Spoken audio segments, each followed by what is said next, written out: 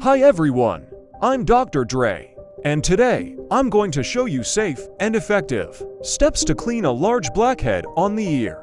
A blackhead forms when pores get clogged with oil and dead skin cells. In the ear area, they can appear especially if it isn't cleaned regularly. Before we start, it's important to make sure all the tools are clean and sterile. This helps avoid infection.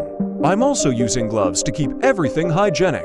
I'm starting by gently pressing around the blackhead to push out the dirt. There's no need to press too hard. Do it gently to avoid damaging the skin. After we're done, clean the area with antiseptic. Avoid touching it too much to prevent infection. Thank you for watching.